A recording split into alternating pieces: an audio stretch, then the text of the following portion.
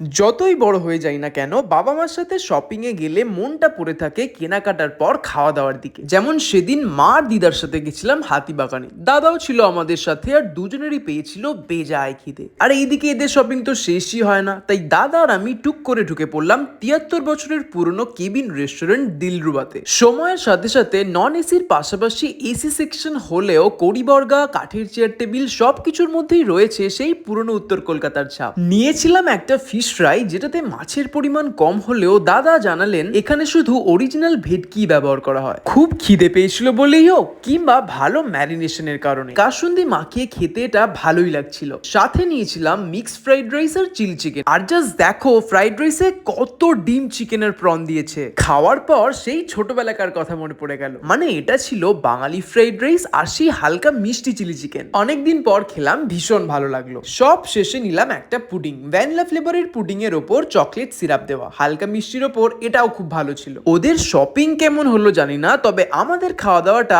পুরো জম্পেস ছিল।